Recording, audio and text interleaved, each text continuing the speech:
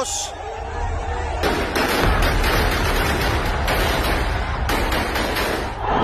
Collapse. A country on the brink.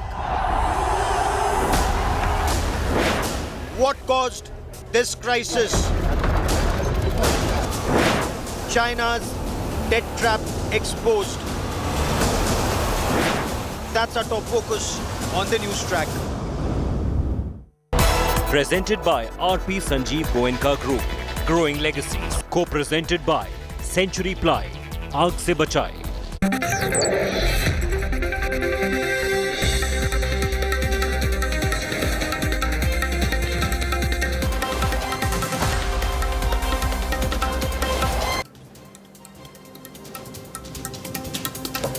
Good evening and welcome. You're on board the Newstrack. I'm Rahul Kanwal. The Sri Lankan economy has collapsed. The Pakistani economy is doddering. On the Newstrack tonight, we look at the deadly pitfalls of China's debt diplomacy. Chaos.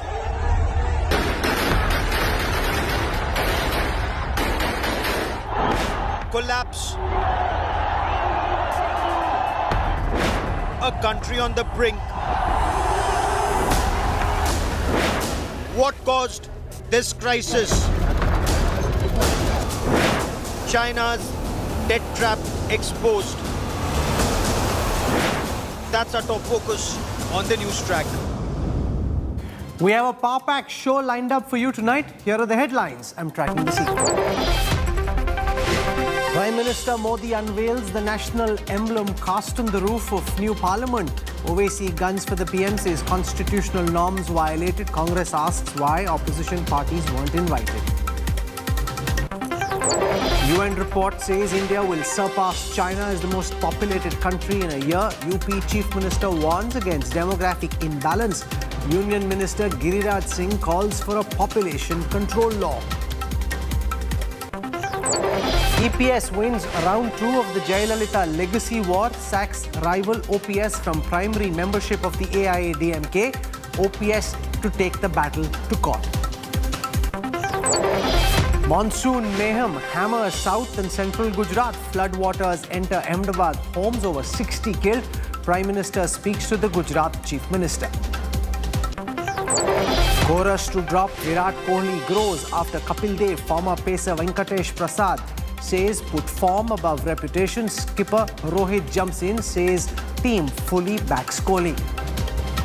ऐसे comments बाहर निकलते हैं तो ये चीज़ ध्यान में रखना चाहिए कि प्लेयर का क्वालिटी कभी खराब नहीं होता, तो उस क्वालिटी को बैक किया जाता है क्योंकि प्लेयर के पास क्वालिटी है और हम वो क्वालिटी देख के प्लेयर को बैक करते हैं.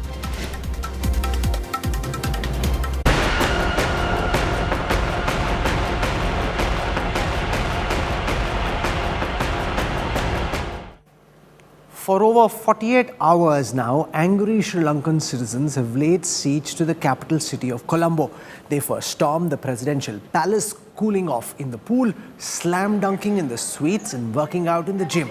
Then they set the Prime Minister's private residence ablaze. Even now, agitators are camping on the steps of the presidential secretariat, asking for Gotabaya Rajapaksa and Ranil Wickramasinghe to go. Pramod Madhav and Ashutosh Mishra are in Colombo, and they filed this ground report.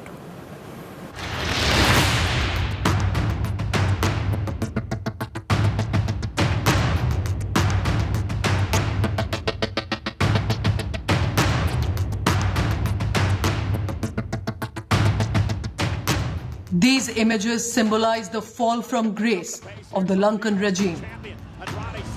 Protesters romping, wrestling on the personal bed of Prime Minister Ranil Wickramasinghe. After barging inside with no security force present to challenge them. After winning the elections, the President Gotabaya Rajapaksa spent all his tenure here at his house, and this is his master bedroom. That's the bed which Gotabaya Rajapaksa used, and this is a huge area, around 400 square feet. This is the presidential bed. Of course, you can see the protesters and the local Sri Lankan people are now really having fun on that. Similar fate awaited the lavish four-poster bed of President Gotabaya Rajapaksa.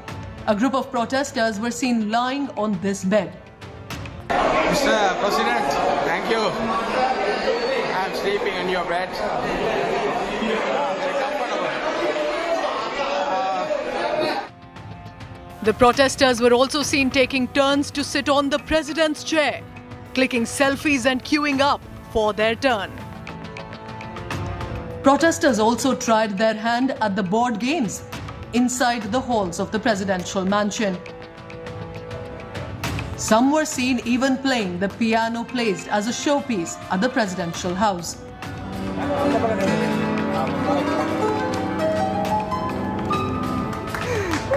While others flocked to the presidential gymnasium using the exercise machines and working out at the gym reserved for the President Gotabaya and his family. Some were seen enjoying the delicacies at the president's kitchen, even helping themselves to cook inside. Diving into the swimming pool of the president. Lazing around in an afternoon sun in the water. Strolling in the lavish parks and the forecourt of the presidential house. The protesters, those who barged in the presidential palace in Colombo, the most images that were talked about globally was seen here at this swimming pool, the presidential swimming pool in Colombo, where huge number of the protesters were seen enjoying the pool. Of course, the water has totally changed its color, and still you can see few of these protesters enjoying at the poolside, enjoying the gym, enjoying the presidential complex. The protesters clearly declared the presidential palace as a public property, the graffiti here saying it is open for all. Many others ransacked the president's residence, even spending a night inside. Days after storming the President Palace, Lankans were seen counting cash found in Rajapaksa's house left behind by the fleeing president. On 9th of July, Sri Lanka saw a major civil protest, and many are still calling it as a revolution. For them, it is definitely a revolution. Thousands and thousands of people gathered and they stormed into various government buildings. In fact, this is a location called as Golf Face, and on the opposite side, there are beautiful beaches, and still there are tents where students have come together, Sri Lankans have come together, and they are protesting against their president, claiming, "Go home, Gota." Well, nothing has changed except the deadly violence that we saw last evening. Nothing has changed. The gathering, the crowd that remain continue here at the Gale Face protest right in front of the Colombo port city. That's right behind me is the President Secretariat, Sri Lanka's most VVIP and highly, securely covered, and that's the Presidential Secretariat, which is now under the captivity of the protesters here. So remember, this is the office of the President Gotabaya Rajapaksa. That is not all. A newly wedded couple were seen recording a photo shoot right outside the same presidential palace. This is Shehan and Dilshan, and they're getting married just a few feet away from the President's Palace, and the gates that were broken by the protesters 2 days ago, and they stormed into, and they are going to start a new life, and they also hope and believe that Sri Lanka will also start a new life. The Lankan rampage inside the once powerful seats of authority in Colombo signifies the shocking decline in the fate of once supremely influential Rajapaksas. With Shanuka Pereira, Ashutosh Mishra and Pramod Madhav in Colombo, Bureau Report, India Today. I want to go across live to my colleague Pramod Madhav, who's reporting from Colombo tonight. Pramod, the critical question about what happens next, Ranil Wickremesinghe to step down to, you already got Gotabaya gone now, which is what protesters were demanding. Tell me where you are, what's happening, and what happens politically in Sri Lanka next. Rahul, we are currently at the Prime Minister's residence, and this is a situation here, a very serious game of carrom board. After people are coming over and they are setting up and they are start playing, and this is one kind of way they are relaxing inside the Prime Minister's office. So this is a situation at this point, and the protesters and the public have become very much interested in this particular carrom game board. And since the time they entered the spot, this has been a very important game for them. As we speak, they are also getting ready for another round of carrom. And this is the same situation across the spot. Nearly 1,000 people visit this spot at least within 2 hours time, and everybody here, this is how they're enjoying it. For many, or at least 99% of them, this is the first time they are entering the Prime Minister's office, and you could see that people are carrying a national flag, and they also want to take pictures in various locations as well. And on the other side, yeah, similarly, just like the piano and the President's Palace, there was one in the Prime Minister's office as well, and that is also being used for entertainment. 24/7, this piano is being played over here, and the protesters, along with the public, they are celebrating here the way they entered into the Prime Minister's office, the President's Palace, the President's office, and this is the situation at this spot. In fact, here, continuously, one after another, the player are coming over, and they're also playing a song for us, a very famous Sri Lankan song, and this is how they are keeping the protesters entertained. All this happening inside one of the very secure and safe locations in Sri Lanka, that is the Prime Minister's office. And so these protesters are coming here, and one after the another, all are like floating clouds. I have a couple of protesters with us here as well. They also work here. On one side, food is also being prepared, and we did speak to you earlier. We just want to know what was the reason you came here? I came here to first of all see this place. How was their lifestyle? And also when I was coming, I noticed that it was built in 1856. This is a part of our heritage too. So I wanted to see that too. So as it's part of your heritage and now it's occupied by the people, how do you see this particular thing? People entering and holding government institutions that was held by the Prime Minister and the President at one point.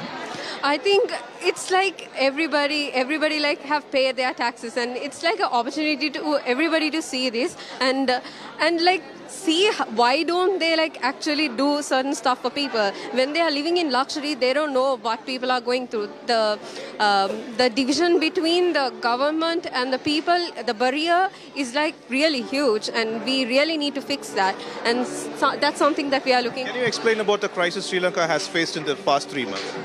I will tell you. Beginning of January, a piece of bread, a loaf of bread was 50 rupees. Now it's 200. Imagine yourself. 4 times over. Yes. It's the same thing with every other food product here? Yes. What led to the anger of the people here? Yeah, obviously. Beginning of this year, for the shortest journey in the bus, it was 9 rupees. Now it's 40 rupees. Imagine. But our salaries stay constant. So once Gotabaya goes, it's over? No, obviously not. It's a new beginning. It's new beginning for all the Sri Lankans, and for everyone who have been like fighting for the purpose. And it's just not a single person's victory. It's a victory for all the Sri Lankans. To start fresh. Yeah. So this is why the public and the protesters are at the spot. They have stormed, they are entering here, they are staying here, and they claim all this is for a new beginning, because after nearly a struggle for 3 months when the price of everything skyrocketed, they are unable to hold it anymore. And that's the reason this crowd was able to actually send away the president. These are surreal ground report by Pramod. Pramod, can you go back to those singers? Just try and give us a translation of the lyrics of their song. What is it that they're communicating through their message? All those who are singing in the corner there, can you just walk back to them, Pramod? Sure, Rahul. Can you follow and translate also? Sure. What is their message? What are they singing? So he's singing one of them that song, right? What does that song mean? One second. Ma'am, can you translate this song for us? Can you translate this song for us? The song. Yeah? The song, can you translate the lines for us? You need me to sing? No, the lines, what does these lines mean? Actually, the meaning of this is no need to separate the nations, but we need to be united as a country. So there we have the freedom, and as the paradise of the Sri Lanka will be the paradise with the unity of all the people, all the nationalities. That's the meaning of this. So this is a song every Sri Lankan knows? Yeah, of course, this is very famous, and the song is by W.R.D. Amaradeva, and the lyrics by Mahagama Sekara. Can you sing it along? Sir, Pramod, for that live update, this is a surreal ground report. You're seeing people play the piano, they're playing carom, they're singing in the Prime Minister's house and office. Joining me on this broadcast at this time is Meera Shankar, highly respected former Foreign Services officer. We've got Ashok Kanta, he's been a High Commissioner to Sri Lanka and to China. We've got Tharaka Balasubriya, Member of Parliament, State Minister for Regional Cooperation, and Ahilan Kadirgamar is a columnist, writes extensively on the politics of Sri Lanka. I want to go across to Ashok Kanta, who's been in the unique position of being ambassador to China and High Commissioner to Sri Lanka both. And now we've got, Mr. Kanta, a situation where, in part because of the debt coming from China, which ultimately proved to be too big a burden, and because of the excesses of the Rajapaksa family, Sri Lanka finds itself in a complete mess, right in India's neighborhood. India is still helping China, very silent about the kind of help that they've provided to Sri Lanka in this hour of crisis. Where do you think Sri Lanka goes from here, given the scenes that Pramod just showed us playing themselves out in the Prime Minister's home and office? No, Rahul, we have to look at things in perspective. This was a crisis which was building up for quite some time. We had the unprecedented economic crisis, which is still unfolding.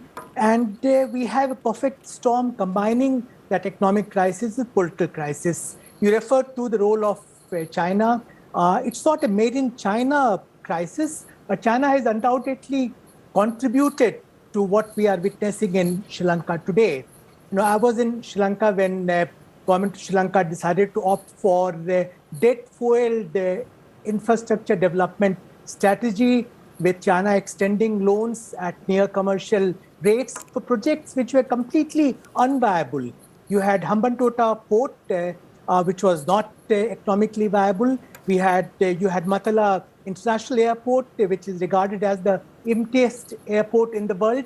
You have Port City project, which again is without adequate due diligence or economic viability. All this resulted in Sri Lanka landing up in a situation where it was unable to service its debt. And then, of course, there were legacy issues. There are structural challenges in Sri Lankan economy. You have serious mismanagement of economy by the Rajapaksas. And on top of that, you had COVID situation and more recently, Ukraine war. All this has led to a situation where people are really suffering. And there is palpable anger among the people, and they would like to see change in political. That's an important point you make, and I want to put that question to Ambassador Meera Shankar, because in that live report from Colombo, people are asking for a new beginning, they're asking for change. The reality is, at this moment, the Sri Lankan economy cannot afford much different. Whatever Ranil Wickremesinghe was doing is essentially what the next government will have to take forward, because they only have $25 million in usable foreign reserves. Given the apathetic condition of the Sri Lankan economy, how do you think Sri Lanka should go about the task of rebuilding itself, and what can India do in this? Well, it's going to be an extremely difficult task. It's not going to be easy. And whichever government comes into place, either as an interim government or post-elections, I think is going to have a very, very challenging task ahead of it.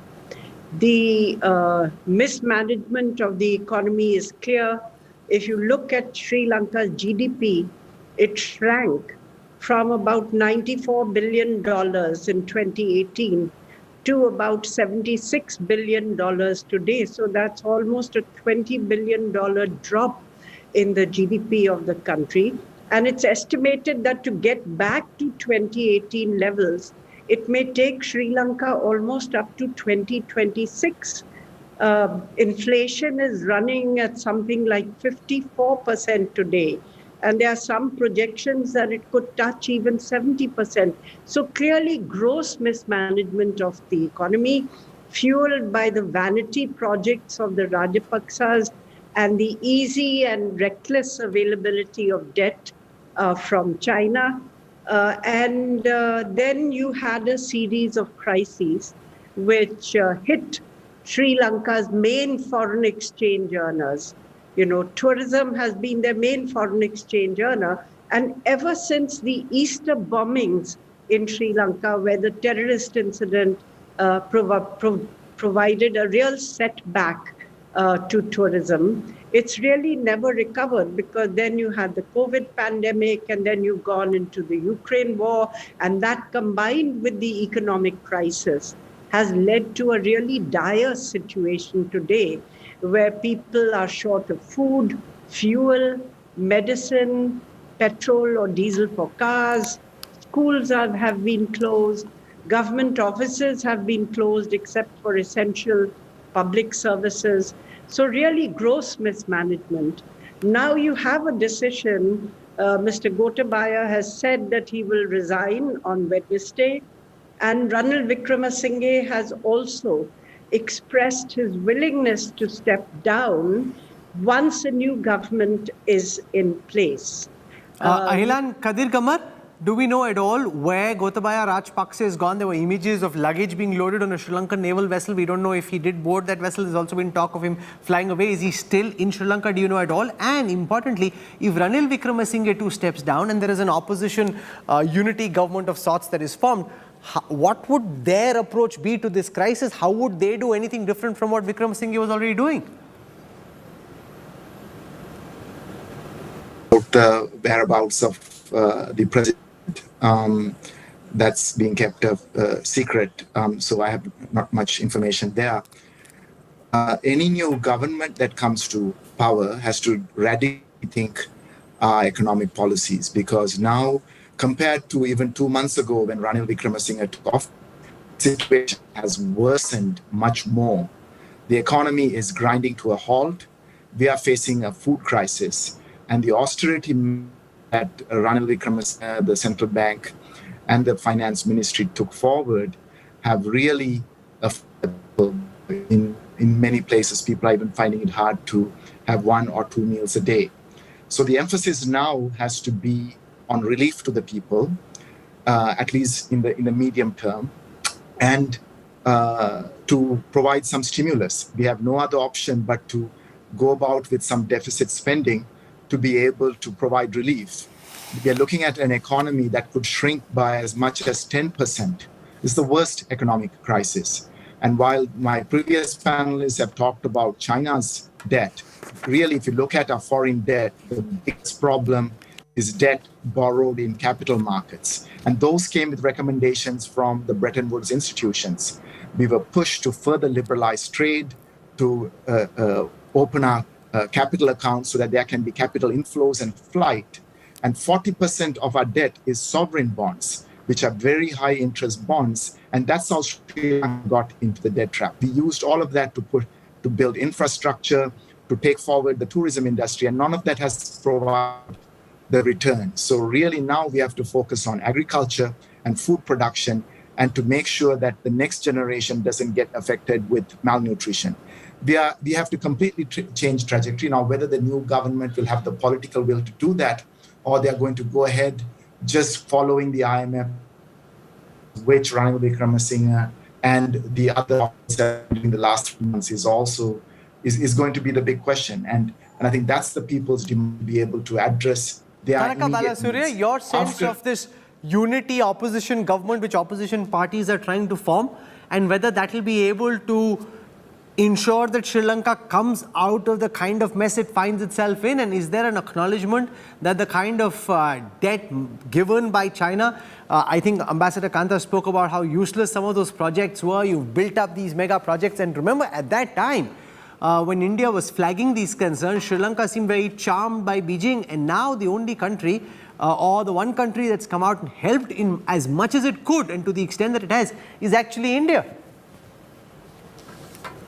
Actually, I'm not a member of the opposition. I was a member of the government. I realize that. I'm just saying, what's your sense of how the opposition parties coming together could possibly do something different from what Gotabaya Rajapaksa and his family initially and Ranil Wickremesinghe later were trying to do?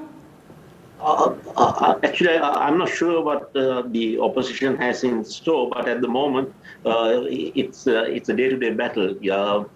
For example, every month we need about 550 million for our fuel requirement. The central bank, when we had the Gotabaya government, we were able to get about 150 million. Now,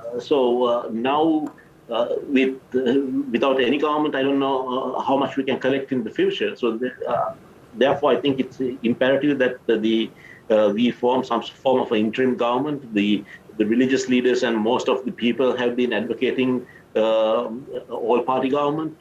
But today, I believe the opposition leader has said that he wants a government led by the SJB, and that becomes a little bit impractical. So I don't because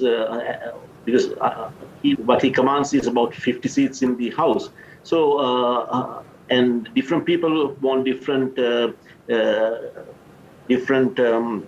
objectives, but the reality is, even for us to go for an election, it will take a minimum of 6 months' time. So during that six months, I think the best option would be to form an all-party government. You know, what do you make of these images of people swimming in the president's pool, playing piano in the prime minister's office? Did you ever imagine that the mighty Rajapaksa family would have to flee in this fashion? Where do you think this very powerful family got its script and its handling of Sri Lanka so wrong? I think it's a lot of reasons. I think it's basically economic mismanagement. I think the COVID certainly contributed it, but also I think from independence onwards that we've been following very socialist policies, and that also has contributed to it. We have been a giving state. We have always been trying to provide. Most politicians have been trying to provide things. We have not checked on things such as our public sector responsibilities of public sector expanding. So all these, I think, structural changes also needs to be done. And I think the Rajapaksas was also the nepotism. I think also contributed to the final straw. Okay, I want to show our viewers this ground report on the role that China's debt played in landing Sri Lanka in the mess that it did. And this is important because Pakistan could potentially be going down the same path as also several of the other countries that are part of the infamous Belt and Road Initiative defaults on China's infrastructure debts to Sri Lanka. Particularly the funding of the Hambantota port are amongst the big contributors to the current economic crisis. Experts believe China acted like a smart moneylender, stepping in where it saw opportunity, carefully selecting targets. Projects and loans are made to resource-rich or strategically located nations like Sri Lanka, and very often the debt burden then spirals and goes out of control.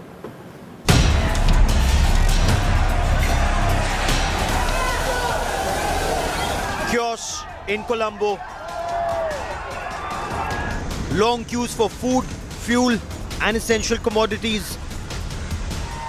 Sri Lanka is on the brink.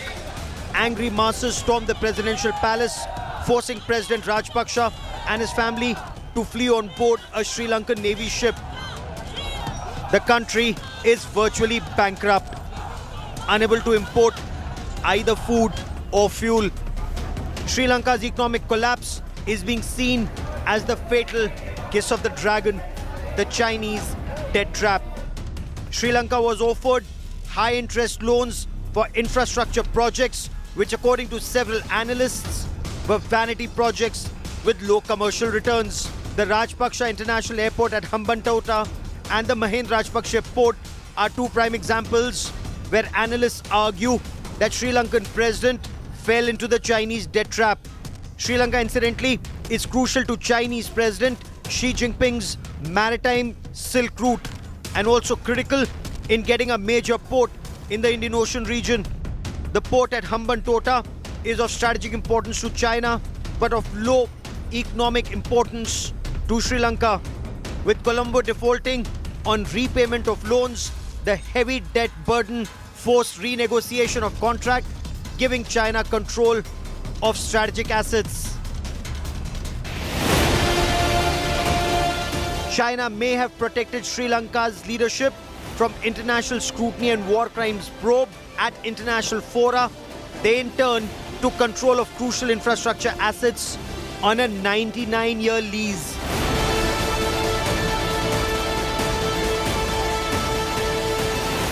Even in 2019, Sri Lanka had $7.5 billion forex reserves. But unproductive infrastructure projects, fall in tourist footfall during and post-COVID, alleged corruption, lack of effective governance, and the Chinese white elephant projects resulted in multi-billion-dollar loan defaults and debt, with the country going bankrupt. With Ashutosh Mishra in Colombo, Bureau Report, India Today. Will a message go out on the back of what's happening in Sri Lanka that this embrace with the dragon could prove deadly? Would, according to you, Meera Shankar, countries that are part of the BRI initiative, especially those who are in India's immediate neighborhood, realize the follies of China's debt-fueled support and the kind of problems that can create? Or do you think that they're too far down that path to now be able to course correct? Well, it can act as a cautionary tale in terms of how much exposure those countries want to have to Chinese debt. For instance, you see Bangladesh, they have been quite conscious of this. Correct, absolutely. And they say that they have paid for instance, some of the projects which China has done through their own money rather than taking debt from China. And they've turned down several projects. I think in Nepal also, there would be some concern because the Nepalese, of course, are nowhere near either Sri Lanka or Pakistan in terms of the foreign debt crisis that they face. But they've been taking stock and seeing how they could be more prudent in managing this issue, because tourism has declined even for Nepal, and therefore to look at how they are going to balance this pressure on their balance of payments is something which the government is taking very seriously. In Pakistan, the new government has had to grapple with the consequences of the debt, though they are not so badly off as Sri Lanka, because they still have fuel and they also grow their own food. They don't have a food crisis of the nature that Sri Lanka faces. Nevertheless, their foreign exchange situation is quite dire, and they are having to negotiate with the IMF on a package to bail them out. And Ambassador Kanta, the fact is earlier, a lot of these countries thought IMF packages are problematic because there are conditions attached. The help from China seemed more lucrative because it was apparently at lower interest rates for longer periods without any political or economic conditionalities. But ultimately, the folly of that thinking is revealed. What's your sense of how close Pakistan is to a similar collapse as Sri Lanka? And the same question that I asked Ambassador Shankar about whether this will make countries more wary, and if in this mess there is a diplomatic opportunity for India, and how should the mandarins in the MEA try and navigate these choppy waters? You know, when it comes to Sri Lanka, as I mentioned earlier, China has definitely contributed to its present economic and political predicament. Meera referred to, Chinese engagement in Sri Lanka, its BRI projects in Sri Lanka, and indeed elsewhere in our neighborhood, being a cautionary tale. Look at what happened in case of Hambantota port, where because of Sri Lankan government's inability to even service the debt, it had to hand over the port on a 99-year lease. It was nothing but an example of debt trap and its implications. Now, in current situation, as President Gotabaya Rajapaksa himself admitted in an interview to Bloomberg last month, China has not been forthcoming with support. It has not even allowed Sri Lanka to utilize a credit line of $1.5 billion, which is available because of stringent conditionalities. Sri Lankan government asked for an additional credit line of $1 billion, which is not forthcoming. So essentially, Sri Lanka has been depending on India, and it had no option but to go to IMF for support. That's another area where China was discouraging Sri Lanka from taking recourse to IMF loan. Indeed, it has been opposed to restructuring of debt, which is an essential prerequisite for IMF lending. Coming to Pakistan, as Meera pointed out, situation is perhaps not as grim as in Sri Lanka, but CPEC projects also carry a lot of vulnerabilities and baggage. And there is, unless there is course correction on part of Pakistan, it's going to land up in a very serious economic crisis, fueled at least partly by kind of a very unequal economic engagement it has gone into with China. Tharaka Balasurya, is there an acknowledgement in the Gotabaya government now and in the Sri Lankan political establishment about the choices made vis-a-vis China and the role that they've played in landing Sri Lanka in the mess that it is? And what's the message that you think you'd like to send as a member of the ruling party, government, to the world outside about the dangers of the kind of debt that China gives? Well, actually, I would disagree with you there, because I don't think we have a debt issue, but I don't think it was a Chinese debt issue. It was our exposure to the debt to China was only about 10%, and we had the same exposure to debt from Japan. The large portion of the debt, and what really got us into this mess was the ISBs, which consisted about 48%. The Chinese debt is usually about 15 to 20 years, and I understand there was a mismatch between certain projects and the expected returns from those projects and the duration of the loans. And the rates tend to be about 3 to 4%. But in actuality, the ISB, the rates were about, we paid from 6 to 8%. And I think during the last government, they issued 12.5 billion worth of ISBs. And then when COVID came, what happened was the remittance decreased, and then also our remittance decreased, and also tourism suffered. Tourism suffered after the Easter attacks. So if we had, there was a lot of pressure on the external sector. And as a result, we couldn't go to the international markets. The ratings got downgraded. And I certainly agree with you that certain projects, such as there was a convention hall which was built in Hambantota, should not have been built. But if you really look at it, those projects were not the main reason, I believe, that we got into this trouble. Okay. One of the big reasons contributing to Sri Lanka's economic woes is the complete collapse of tourism, partly on account of the Easter killings, which the MP was speaking about, also because of pandemic, where people just stopped going to Sri Lanka, a country deeply dependent on international tourism. I want to show our viewers this ground report by Ashutosh Mishra, who's looking at the impact being felt on the tourism sector, which was the backbone of the island economy.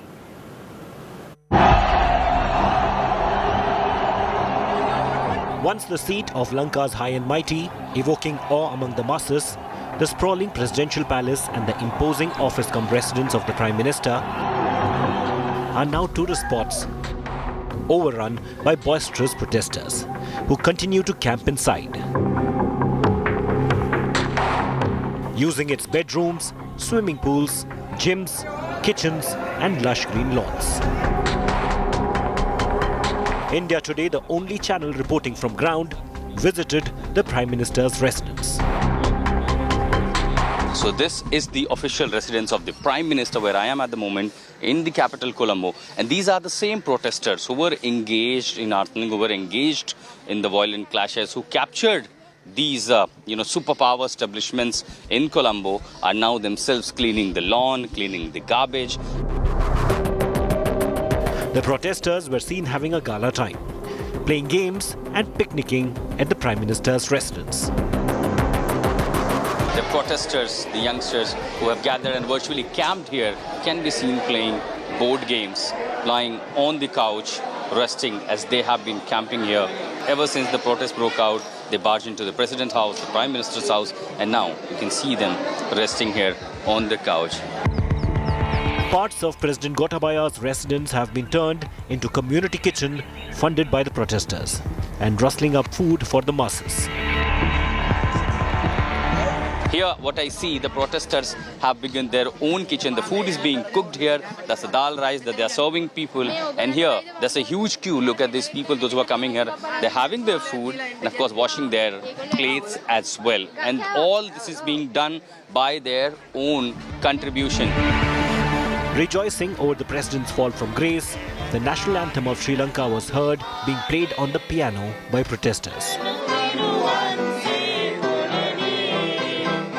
अब आप यहाँ देख पा रहे हैं कि तमाम जो प्रदर्शनकारी जुटे हैं ये प्रधानमंत्री आवास का पियानो है और यहाँ पर श्रीलंका का राष्ट्रीय गीत बजाया जा रहा है। फिलहाल इन प्रदर्शनकारियों के लिए जश्न का मौका है क्योंकि जिस मांग के लिए ये लड़ रहे थे वो पूरी हो रही है। What is the message by the protesters through the music? To have a good country for the future, right? Actually, to children, to the younger crowd, needs a good country, a strong country with new faces. India today also visited the Colombo port, which the president had allegedly used to flee the country, using ships from the Lankan Navy. It is believed to be that using the secret tunnel and the safe house in the President House, he managed to escape via the Navy headquarters, which is just located 600 to 700 meters right behind me. And through that, he escaped via the Colombo Trust. And that the Colombo port right behind me. Of course, there's a Sri Lankan Navy and also the port, since a part of this economic zone being built up by China. That was also under tremendous controversy and the questions were raised. India today also visited spots and viral images of Lankan security forces brutally attacking protesters coming to the fore. From the barricade, just barely 30 to 40 meters is the another gate. Now you can see how badly it has been crushed. The metal, the hard metal gate looks totally crushed. When the protesters were trying to enter from that gate, there was firing from the Sri Lankan army. Now they say it wasn't fire on the protesters, but it was standard protocol was followed when there was air firing and the firing on these walls. Now once we move towards the gate where the protesters were trying to enter and escaped, these bullet marks are visible quite here. Look at these marks. And this is so deep hole that looks like multiple rounds through AK-47 was fired. The Lanka spring showing no signs of withering as of now, and it promises to reshape the future of the island nation. With Ashutosh Mishra in Colombo, Bureau Report, India Today. Coming up on the other side of a very quick break, monsoon mayhem hammers south and central Gujarat. Floodwaters enter homes in Ahmedabad. Over 60 killed. Details on the other side.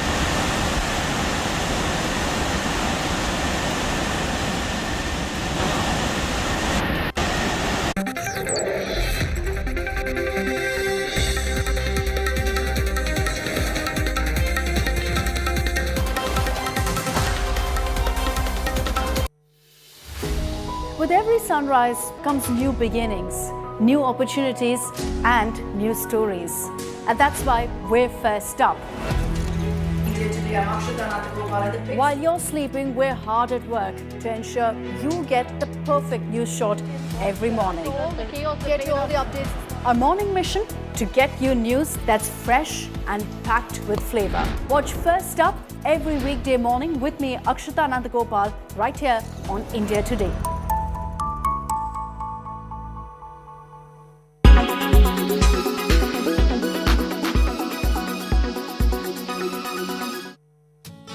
Feeling safe and secure is important to all of us out there, right?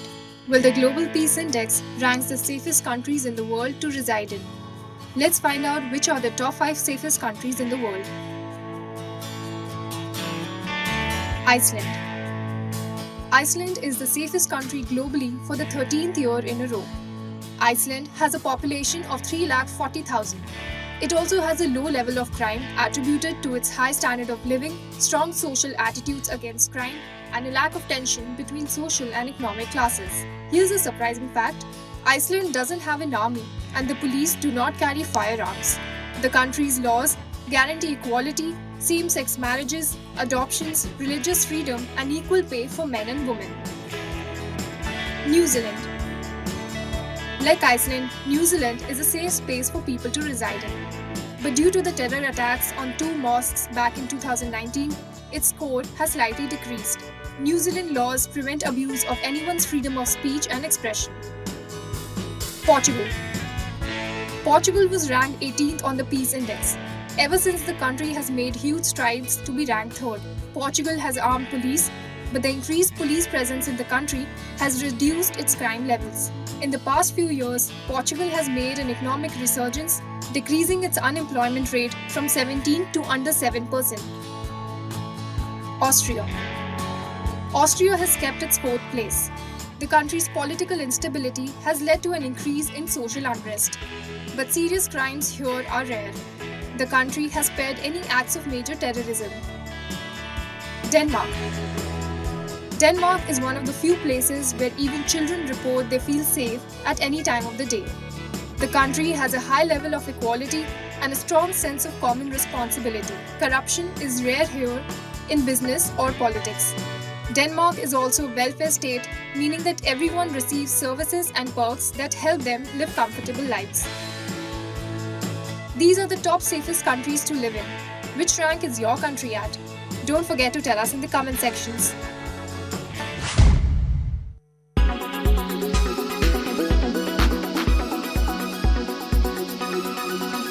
Make your media plan smarter with India Today Live TV on your connected devices.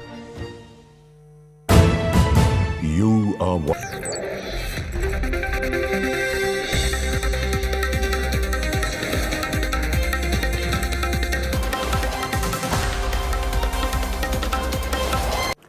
You're on board the Newstrack. At least 60 people are dead in Gujarat in the floods triggered by record-breaking rainfall. In Ahmedabad, floodwater entered households and vehicles were seen floating on roads. Several villages too have been cut off. Rescuers are racing against time to bring those stranded to safety. Swarmed in a day. Cities and the hinterlands submerged alike in southern and central Gujarat. We are right now present in one of the posh localities of Ahmedabad. This is the Shela, and behind me a society called as Samatva. And let me tell you, over 300 bungalows are present in this particular society. But look at the current situation right now, completely waterlogged. Here, let me tell you that waist height waterlogging is over here. People are not able to come out of their houses. Nobody is coming inside this particular society. The water has gone inside the bungalows of people. The vehicles are completely submerged into water, and such is the very difficult situation for people living in this particular society. Racing floodwaters have knocked down tin homes and bamboo shacks in Gujarat's Valsad, one of the 6 worst hit districts in the state. Swollen dams, inundated tracks in Narmada. The bustling city of Ahmedabad turned into a river overnight, with water threatening to swallow its houses. परेशानी तो है, अब कुदरत का मार है तो क्या कर सकते हैं अपने। नीचे के घर पूरे भरे हुए हैं, बिल्कुल सबका घर सामान सब कुछ तबाह हो गया। सबसे ज्यादा परेशानी होती है, बच्चे होते हैं तब बुढ़िया होते हैं, जो भी होते हैं सब लोगों को परेशानी होती है। पर अभी तक कोई नहीं आया कि पानी भी निकाल पाए यहाँ से।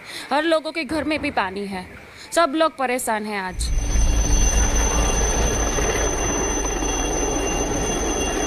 Rescue helicopters and NDRF boats have combined flooded areas. At least 61 people have lost their lives since the burst of heavy monsoon rains on Sunday.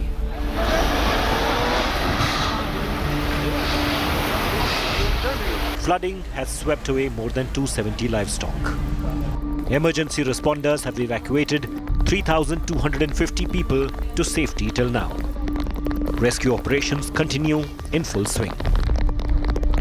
Prime Minister Narendra Modi has had a phone conversation with the Gujarat Chief Minister Bhupendra Patel and ensured full central support to deal with the situation. Gujarat under water siege. Over 60 people have died and thousands evacuated till now, and the situation looks very grim for certain districts of Gujarat. The weather department have now predicted that in next 48 hours it can rain more heavily, which can cause lot of destruction. With camera person Sajid Alam and Gopi Gangat, this is Saurav Vakhtania in Ahmedabad for India Today. This is where I wrap up the Newstrack tonight. For your time and your trust, thank you very much. I look forward to seeing you 8 p.m. tomorrow evening. Till then, from all of us here, goodbye and good night.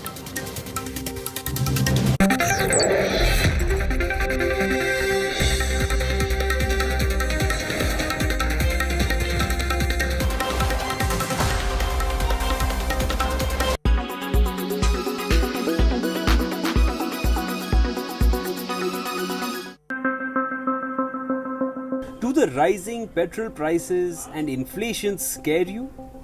How much do you earn in a month? Well, the World Inequality Report will knock your socks out. And why? Because it says India stands out as a poor and unequal country with an affluent elite population. 15% of Indians earn less than Rs 5,000 every month, while 22% of the national income goes to the 1% rich community. The report flags a drop in global income during 2020, with about half the dip in rich countries and half in low income and emerging countries. Are we living in the prime of inequality? In 2019 and 20, among different employment categories, the highest percentage was of self-employed workers, which was 45.78%, followed by regular salaried workers 33.5% and casual workers 20.71%. Self-employed workers also belong to the lowest income categories. The report pegged the country's unemployment rate at 4.8% for 2019 and 20, and the worker population ratio at 46.8%. Let's not forget that this was the same time when the pandemic had hit the world. Clearly, the daily wage earners had no source of income during the lockdown period. Now, to address the wealthy population. In India, the wealthiest households are in urban areas, with as much as 74% of the urban population in the two highest wealth quintiles, as opposed to more than half of the rural population, which is 54%, which falls in the two lowest wealth quintiles. Chandigarh has the largest population of wealthy people. 79% of the population in Chandigarh falls in the highest wealth quintiles, followed by Delhi, 68%, and then Punjab, 61%.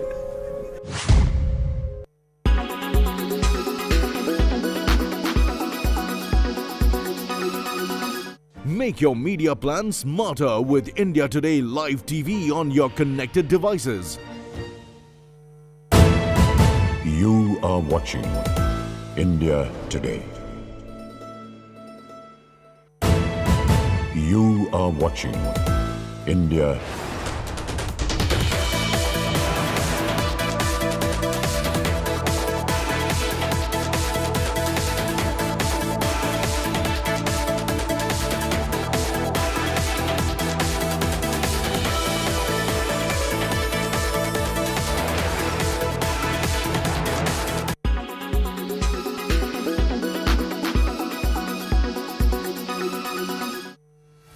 Russia has defaulted on its sovereign debt. Moscow owes about $40 billion of sovereign bonds. Have the global sanctions now finally caught up? Is Russia in trouble, or does it still have friends when it comes to handling its economy? The foreign assets and foreign currency that have been frozen by the international bodies is a grave concern for Russia, given that even if Russia wants to make the payments, it really cannot.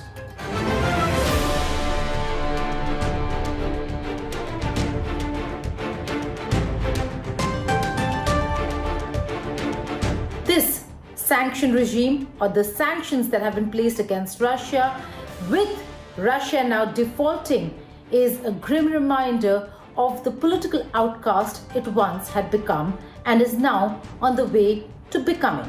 But is it?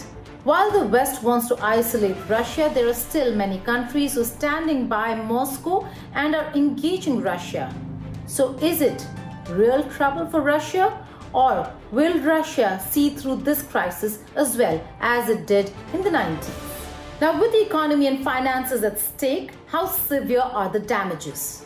Now, Russia had $640 billion in foreign currency and gold reserves held overseas. Russia owes $40 billion in sovereign bonds and half of it to foreigners. That's the part that has been defaulted this year, and it is a historic moment nonetheless. Having said that, the last time Russia defaulted was after the breakup of the Soviet Union. It also defaulted on domestic bonds in late 1990s but recovered very soon after. Investors across the world were monitoring what is happening to Russia and what is becoming of the situation vis-a-vis the West. They were monitoring the global sanctions and therefore anticipated the default that now is to be. This is a huge setback for Russia, since Russia has not defaulted in so many years, and now with this default they are going to be out or cut off from the bond borrowing market until they pay their dues. Now, even before the sanctions came about, Russia knew that it was due to make those payments of the sovereign debt, and therefore they offered to pay in rubles, but the West refused to take that payment. And that's the reason why Russia today is in a position of not being able to service those dues.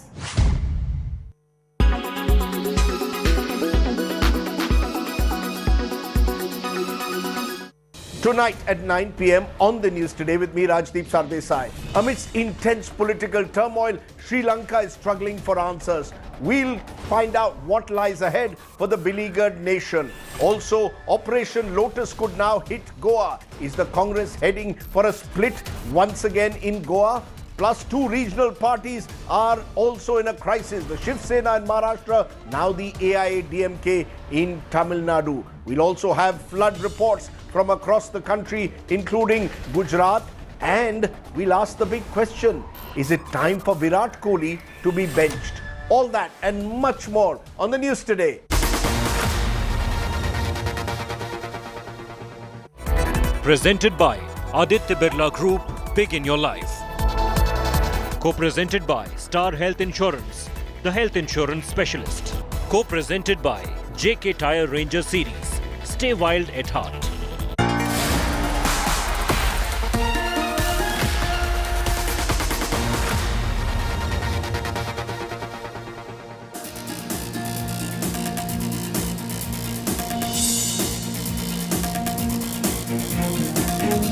Good evening, hello and welcome. You're with the news today, your primetime destination news, newsmakers, talking points. The big talking point, what next for Sri Lanka, the island nation in the grip of chaos? What lies ahead? Also, the big question being asked in the cricket world, should Virat Kohli be benched? Sunil Gavaskar will be joining us exclusively for his views. He's coming up at 9:30.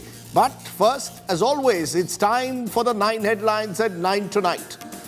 Monsoon mayhem hammers several parts of the country. South and central Gujarat worst affected. Flood waters enter Ahmedabad homes. Over 60 people killed. Prime Minister speaks to the Gujarat Chief Minister. Presidential palace siege in Sri Lanka continues relentlessly. Protesters adamant demand the resignation of the Prime Minister and the President.